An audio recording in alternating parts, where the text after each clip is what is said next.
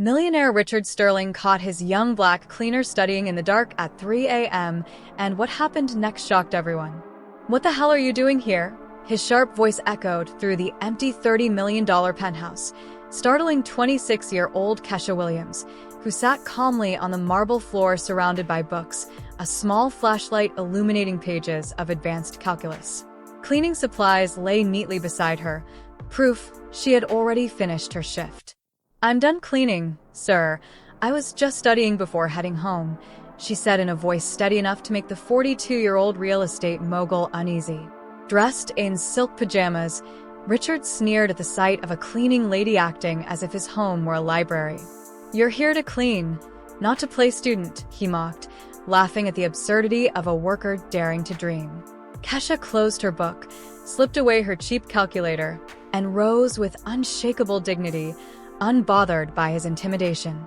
For 6 months, she had been invisible to him, just another servant. But the truth was far more dangerous. While scrubbing his penthouse spotless, she had observed his shady deals, skimmed his documents, and memorized conversations about corrupt land grabs, bribes, and rigged auctions. She wasn't just a cleaner. She was an economics graduate who had meticulously gathered evidence. Richard, oblivious, snapped that she was fired, but her parting words unsettled him. "Have you ever heard the saying about underestimating those who are always watching?" That calm certainty haunted him even after she left. The next morning, his assistant mentioned Kesha had been their highest-rated cleaner, but Richard dismissed it, raging that she had dared to study in his home. Meanwhile, Kesha was at the public library, not broken or desperate, but quietly compiling 6 months of damning evidence on her battered laptop. Her family depended on her, her mother working double shifts as a nurse, her sisters struggling to help pay bills, and she knew she could no longer settle for rejection letters from firms that claimed she wasn't a cultural fit. Cleaning Richard's penthouse had never been just a job. It had been a calculated infiltration. Studying calculus in his home had been bait, a deliberate move to provoke her dismissal and exit with the cover she needed. Now she was ready to expose him, brick by brick, armed with a dossier of his crimes.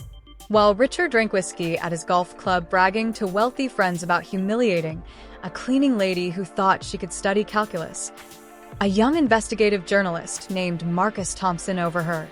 He, too, came from the same neighborhood as Kesha and had built his career exposing corrupt millionaires. When he found Kesha in the public library the next morning, the story of her quiet defiance was about to explode into something much larger than Richard Sterling ever imagined. "Sorry to bother you," Marcus Thompson said cautiously as he approached the table where Kesha was working, introducing himself as a journalist who had been investigating Richard Sterling for 2 years without ever getting close enough to obtain solid evidence. And the moment she revealed she had worked in Sterling's house for months, she realized she had found not just media access, but someone with the contacts and determination to turn her hidden documents into real consequences.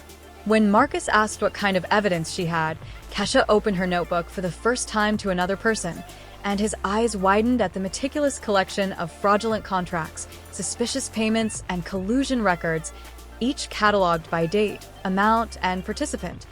It was enough, he whispered, to bring down not just Sterling but half the businessmen in the city. Smiling enigmatically, Kesha assured him she wasn't done, since 3 more contacts had confirmed fraudulent bids at City Hall, and over the following weeks, while pretending to job hunt to reassure her family, she and Marcus built an irrefutable dossier where every document was verified, every transaction traced, and every conspirator identified. Oblivious to the storm forming, Richard made his gravest mistake when a penthouse security camera filmed him offering bribes to investors regarding a public housing project. The irony stinging as the same man who mocked Kesha for studying was now captured plotting to divert funds from people like her. "We got it," Marcus whispered, showing her the recording that, combined with her documents, was enough for a series of reports that would shake the city's power structure.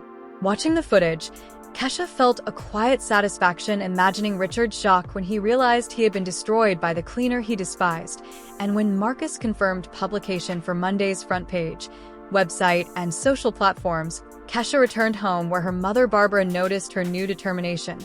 Hugging her, Kesha whispered that the day she promised would come had finally arrived. While Richard slept peacefully in his $30 million penthouse, convinced the insolent cleaning lady was gone, Kesha finalized her revenge, carefully orchestrated with academic precision, impossible to escape. At 6 a.m. Monday, Richard's phone exploded with calls from his assistant, lawyer, and reporters about explosive corruption reports. Confused, still in pajamas, he walked into his living room and froze at the front page headline. Millionaire empire built on bribes and fraud. Exclusive documents reveal corruption scheme. His legs buckled as he read each line, exposing fraudulent contracts, deleted texts, and secret conversations. Every accusation backed by photos, bank records, and detailed maps of his schemes. Marcus Thompson's masterpiece of journalism stripping his empire bare. But it was the photo on page 2 that shattered him completely. Himself, offering a bribe in his own penthouse, with date and timestamp and the caption, evidence provided by an anonymous source with privileged access to the businessman's residence for months. Richard's blood ran cold as he repeated the words aloud, slowly connecting that the woman he had fired, mocked, and underestimated had been the one watching, recording, and ultimately destroying him all along. Months of access had given Kesha everything she needed, and while Richard's phone rang endlessly with panicked calls from bankers, politicians, and investors abandoning him as federal auditors froze accounts and authorities announced investigations, he sat in his penthouse watching anchors calmly discuss his prison sentence as if it were already sealed, until the intercom rang and a familiar voice introduced herself. "It's Kesha Williams. I came to return something you left behind."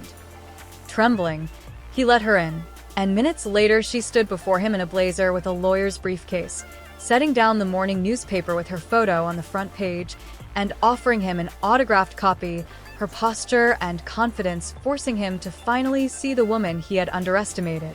With quiet fire, she reminded him that for 6 months every document he left scattered had been understood by the cleaning lady with a summa cum laude degree in economics, the same woman he mocked for studying calculus, and now his arrogance and prejudice had armed her with the evidence that destroyed him.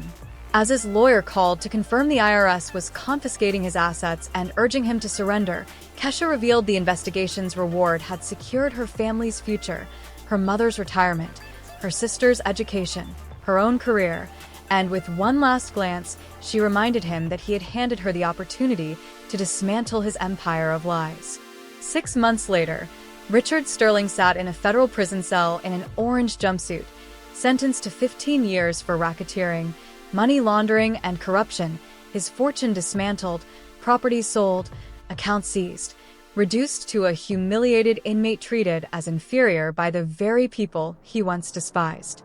Meanwhile, Kesha began her first day as a senior analyst at the city's largest financial consulting firm, her new office overlooking the skyline 3 floors above the level where Richard had once sealed his corrupt deals, her supervisor praising her compliance report for saving the firm from Sterling-like schemes, her professional recognition matched only by the joy of seeing her family thrive. Barbara retired and gardening at their new home, Jennifer in medical school on a scholarship, Tracy studying law inspired by her sister's triumph. When Jennifer showed her the headline of Richard's transfer to maximum security after a prison fight, Kesha only glanced at the photo without gloating. "He brought this on himself," she said simply. "I just documented it."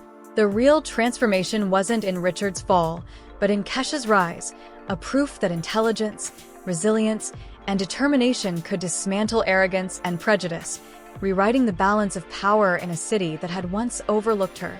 Life had changed not only for Kesha, but for everyone touched by her story.